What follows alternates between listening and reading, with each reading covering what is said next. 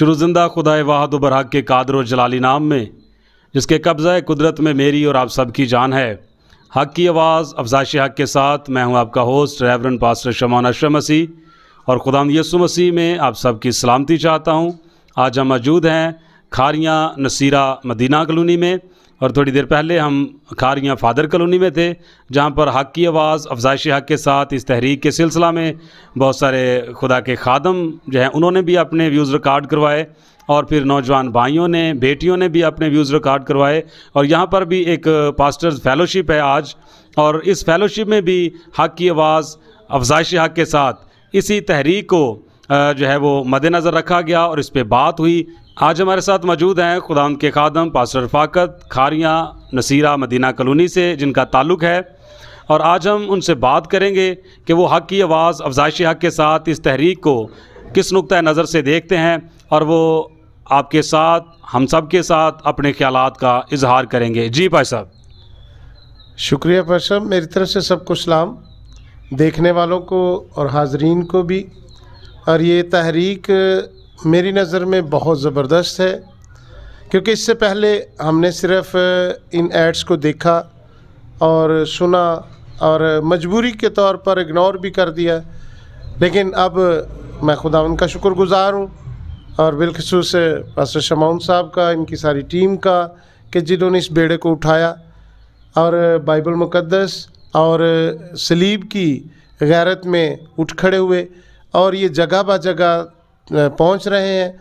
और हम आज खारियाँ से अफ़ज़ाइश हक़ के साथ, इस हक़ की आवाज़ के साथ शमूलियत का ऐलान करते हैं, और ये यकीन दिलाते हैं कि हम इसके साथ हैं, और ये वाकई ही आला हुकूमत तक पहुंचना चाहिए, ताकि ये बहुत सारे मज़ाहिब की तरह मसीहत जो दीन है इसका डिफेंस भी कानूनी तौर पर होना चाहिए। तो कानूनी तौर पर एक लॉ बनना चाहिए जिसमें ये सारे जो झूठे मसीही हैं इनकी रोकथाम होनी चाहिए। मैं इस पर एग्री हूँ। जी बहुत शुक्रिया। अच्छा भाई साहब, ये बताइएगा कि जिस तरह के अभी आपके सामने वो सारा मौक़िफ़ बयान किया गया और वो एड्स दिखाए गए जिन पर के बाइबल मुक़द्दस और बाइबल मुक़द्दस की मुबारक आयात जो हैं, और फिर पाक सलीब और खुदा यीशु मसीह की तस्वीर जो हैं वो भी एडवर्टाइजमेंट के लिए दी गई हैं, और इस तरह से वो उनको बेहुरमत कर रहे हैं। तो क्या वाकई में ये काबिल मज़म्मत चीज़ें हैं? हाँ जी पर सब, ये बहुत ही काबिल मज़म्मत, बल्कि इसके अलावा भी पाकिस्तान में 2-3 बल्कि काफ़ी दफ़ा इस तरह हुआ कि हमने फ़ेसबुक पर और नेट पर देखा। तो मैं समझता हूँ कि ये काबिल मज़म्मत नहीं बल्कि बहुत काबिल मज़म्मत है, और बाइबल मुक़द्दस की गैरत में ये हमारी ज़िंदगी है और सलीब हमारी राह निजात है।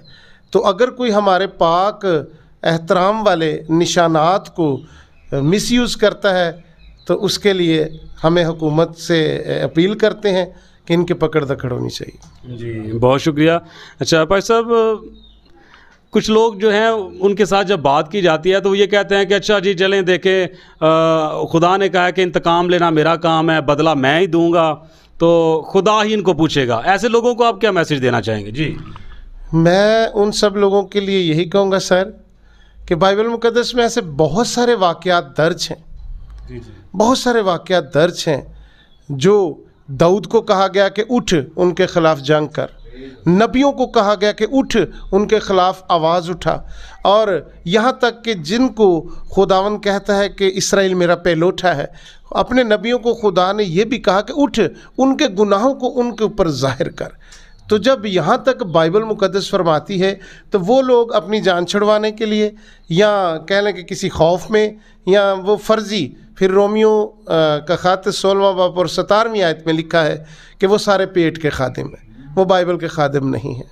मैं इतना ही कहूँगा। जी बहुत शुक्रिया। सो मेरे अज़ीज़ों, ये खुदावंद के खादम हैं पास्टर रफ़ाकत, और खुदावंद यीशु मसीह से प्यार करते हैं और एक अरसा से खुदावंद की खिदमत कर रहे हैं और बाइबल मुक़द्दस की खिदमत कर रहे हैं, और इस तरह से उन्होंने अपने ख़यालात का इजहार किया। आखिर में सर, अपने हम खिदमत भाइयों के लिए भी एक छोटा सा पैगाम हम चाहते हैं कि दे दीजिए, ताकि दूसरे खुदा के खादम जो आपकी आवाज़ को सुने या जिन तक भी आपकी आवाज़ पहुँचे वो भी इस तहरीक का हिस्सा बने। और जिस तरह से ये बेहुरमती की जा रही है اور اہل مسیحیت کے لیے مذہبی دل آزاری کا باعث بنا جا رہا ہے، وہ بھی حق کی آواز افزائش حق کے ساتھ مل کر اس تحریک کا حصہ بنے، تاکہ ہم سب کی آواز مل کر حکومت بالا تک پہنچے۔ تو میں چاہتا ہوں کہ آپ اپنے ہم خدمت بھائیوں کے لیے بھی ایک چھوٹا سا میسیج دیجیے۔ جی تھینک یو سر۔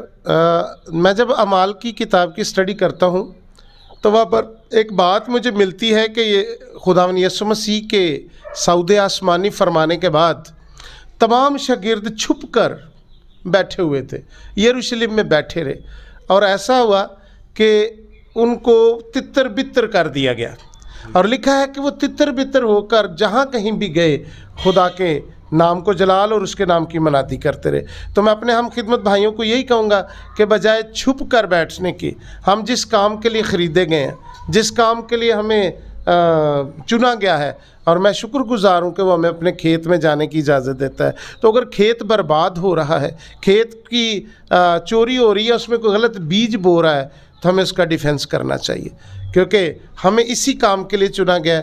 اور یسوع مسیح نے کہا کہ جو اپنی صلیب نہ اٹھائے وہ میرا شاگرد نہیں ہے۔ Thank you sir. جی بہت شکریہ پاسٹر صاحب۔ میرے تمام مسیحی بھائیوں، بہنوں، بزرگوں، بچوں اور تمام خدا کے خادم الدین جتنے بھی آج میری آواز کو سن رہے ہیں اور خدا ان کے خادم کے اظہار خیال کو سن رہے ہیں، میں ان سب سے درخواست کروں گا کہ آپ بھی ایسے لوگوں کے خلاف اٹھ کھڑے ہوں، تاکہ ہم سب کی آواز جو ہے وہ حکومت بالا تک پہنچے اور افسران بالا تک پہنچے، تاکہ یہ جو مذہبی نشانات استعمال کر کے تمام اہل مسیحیت کے لیے مذہبی دل آزاری کا باعث بنا جا رہا ہے، ان کے خلاف کوئی قانونی چارہ جوئی کی جا سکے۔